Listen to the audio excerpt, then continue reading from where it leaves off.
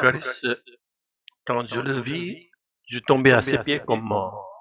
Il posa sa main droite sur moi en disant, n'aie pas peur, je suis le premier et le dernier. En tant que croyants du Nouveau Testament, qui avons connu l'amour et la miséricorde de Dieu en Jésus, nous avons parfois du mal à comprendre ce verset d'Apocalypse en verset 17. Pourtant, les croyants de l'Ancien Testament le comprendraient sans doute plus facilement. En effet, les prophètes de l'Ancien Testament, lorsqu'ils recevaient une révélation divine, tombaient comme morts devant la majesté de Dieu, soudainement conscients de leurs péchés. Dans le Nouveau Testament aussi, Simon-Pierre, prenant conscience de son péché, a demandé à Jésus, venu comme fils de l'homme, de s'éloigner de lui. L'apôtre Paul, sur le chemin de Damas, s'est effondré au sol, a perdu la vue lorsqu'il s'est retrouvé en présence du Seigneur glorifié monté au ciel. Dans notre texte de méditation du jour, Apocalypse en verset 17, l'apôtre Jean tombe lui aussi comme mort aux pieds du Seigneur Jésus-Christ glorifié. Ces expériences, celles de Paul et de Jean, nous montrent que Jésus, bien qu'étant assis sur le trône céleste, se manifeste encore à ses disciples. Théologiquement, cela est compris comme une œuvre essentielle du Saint-Esprit. C'est lui qui transcende l'espace et le temps et qui nous relie à Jésus-Christ présent dans les cieux. Cela ne signifie pas que le corps ressuscité de Jésus est revenu sur terre. Ce retour n'aura lieu que lors de la seconde venue, mais dès maintenant, par le Saint-Esprit, nous pouvons faire l'expérience de la présence du Seigneur ressuscité.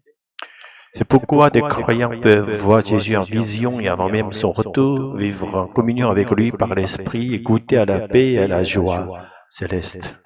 En d'autres termes, la vie du ciel peut déjà commencer ici-bas.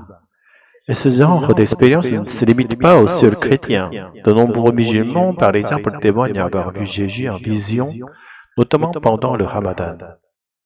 Si l'on ne comprend pas, si l'on refuse d'admettre la réalité du Dieu trinitaire, Père, Fils et Saint-Esprit, il est très difficile d'expliquer de telles manifestations ou alors on risque de les interpréter de manière erronée.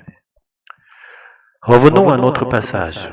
De nos jours, ceux qui ont des expériences mystiques de rencontres avec Jésus témoignent généralement non d'un effroi ou d'un sentiment de culpabilité, mais d'un ravissement profond d'une paix que le monde ne peut offrir. Alors pourquoi nos deux apôtres les plus importants pour les gens ont-ils vécu une expérience marquée par la peur? Était-ce parce qu'ils vivaient encore à l'époque de la fin de l'Ancien Testament? C'est sans doute la raison la plus plausible. À l'époque, même les chrétiens d'origine juive croyaient qu'il fallait, en plus de la foi en Jésus, observer la loi de Moïse, y compris la circoncision, pour être sauvés. Nous voyons dans les actes des apôtres que même les disciples n'étaient pas encore totalement libérés de cette conception. Celui qui a le plus radicalement rompu avec la tradition juive, c'était l'apôtre Paul, lui qui avait été si attaché à la loi, mais qui, après avoir vu Jésus glorifié, a vécu une communion constante avec lui par le Saint-Esprit. La leçon que nous devons retenir du texte de ce jour, c'est que Jésus, bien qu'il soit le Messie de l'amour et de la miséricorde, est en réalité Dieu dans toute sa majesté et sa gloire. S'il s'est approché de nous dans l'humanité qu'il a assumée, c'est comme un ami proche, mais il est en vérité ce Dieu redoutable devant qui le pécheur ne peut que trembler. Nous ne devons jamais traiter l'Évangile avec légèreté. Le Dieu de majesté infinie s'est fait homme en Jésus, puis allant jusqu'au bout, est devenu l'agneau pascal offert en sacrifice, mourant dans l'agonie sur la croix. Ce terrible instrument de supplice, c'était le seul moyen de nous délivrer du châtiment de mort pour que nous méritions. Par la prédication des apôtres qui ont souvent risqué leur vie, nous avons compris ce mystère de la rédemption. Et aujourd'hui, en tant que croyants du Nouveau Testament, libérés du poids de la culpabilité, nous ne voyons plus Jésus en vision comme un juge, mais comme un Père aimant qui nous accueille comme ses enfants. La Bible nous enseigne que ceux qui croient à l'identité de Jésus, vrai Dieu et vrai homme, à son œuvre, son sacrifice à la croix, sa résurrection et l'envoi du Saint-Esprit, verront Dieu non comme un juge, mais comme un Seigneur plein d'amour et de miséricorde. En réalité, si nous avons pu croire, ce n'est pas à cause de notre propre intelligence, mais parce que Jésus a accompli cette œuvre dans l'histoire. C'est le Saint-Esprit qui fait passer cette vérité objective dans notre expérience personnelle. Avant même que nous croyions, il nous a fait connaître la vérité de l'Évangile et nous a conduits à la foi. Que ce soit nous, croyants, ou les apôtres et les évangélistes qui nous ont annoncé la foi, nous ne sommes que des instruments entre les mains du Saint-Esprit. Même notre foi ou notre activité missionnaire ne sont pas des sujets de fierté. Nous sommes uniquement des bénéficiaires de la grâce. Tout ce que nous devons faire, c'est contempler la gloire du Dieu Trinitaire et louer sa beauté. Alléluia, Amen. Le poids de la gloire. André, je viens de lire Apocalypse en verset 17. J'en tombe comme mort au pied de Jésus. Je ne comprends pas pourquoi une telle peur.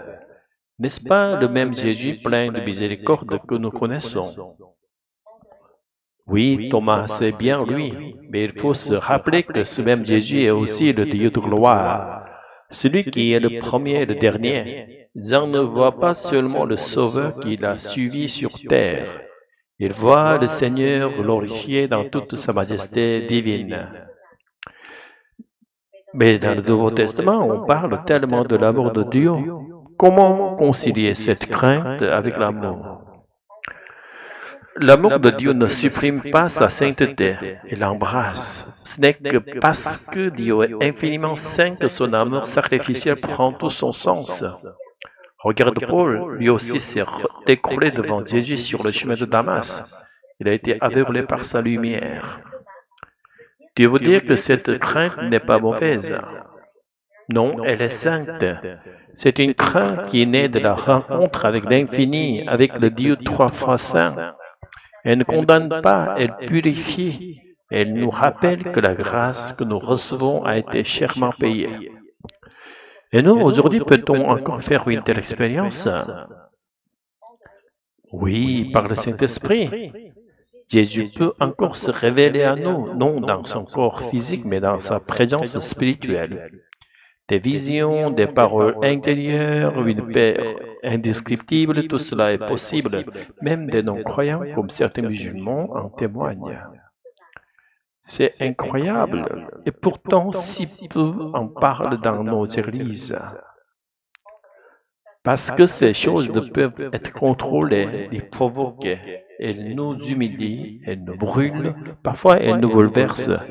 Elles nous rappellent que Dieu est Dieu. Mais elle ouvre aussi la porte à une communion profonde dès maintenant avec le ciel. Donc ce n'est pas contradictoire de tomber comme mort devant Dieu et de goûter à sa paix. Au contraire, c'est le même mystère. Plus tu reconnais la grandeur de Dieu, plus tu peux goûter à la douceur de sa grâce. Si tu vois Jésus comme un simple ami, tu ne verras jamais toute la beauté de ce qu'il a fait pour toi à la croix. Alors, je veux moi aussi tomber à ses pieds, non de peur, mais d'émerveillement. Et il posera sur toi sa main droite et te dira, n'aie pas peur.